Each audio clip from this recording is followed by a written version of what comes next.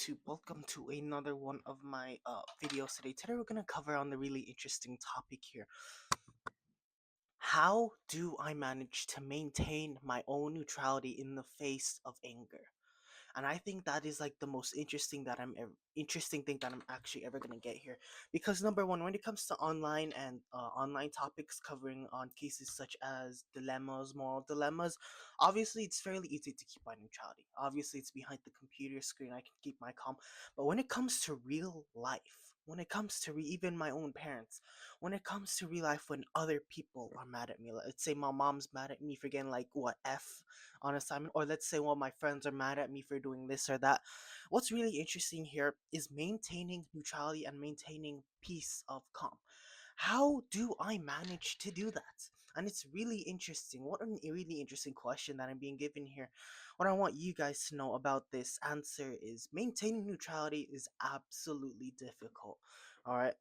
Let me make this very clear. Maintaining neutrality isn't like a walk in the park for me. Obviously, I may have that intuitive notion of being able to understand both sides, that intuitive notion to be able to understand both sides. But when it comes to anger, the really big thing here is that anger is a very, very contagious emotion. When we combine this with parents or people that say, quote unquote, you have no compassion, you stay in your room all day, quote unquote, you see how much anger that arises in me. That's why it's a very contagious emotion. How I manage to stay neutral here, it's really really careful. It's a balance of looking at it's a balance like walking between eggshells, for that matter. It's one of the most interesting dilemmas that I'm given here, because yes, I should defend myself, but then again I should remain neutral. Because like, let's say someone's mad at me, someone's bullying me right now, and they're being getting really heated. If I also get mad too, and there ends up being a fight, the problem is I end up being the same exact person that my bully is. The bully wants to rapport me up. They want to rapport my anger really, really up. They want to make that thing up. They want to put down that neutrality. But the really big thing here is, if I put my anger up, then I'll be the exact same person the bully is. I will be the exact same person that I swore to destroy. And how I maintain my neutrality here is pretty simple. Obviously, I'm not gonna answer, I maintain my neutrality by maintaining my neutrality. No. How I maintain my neutrality in such situations is, number one, stay calm.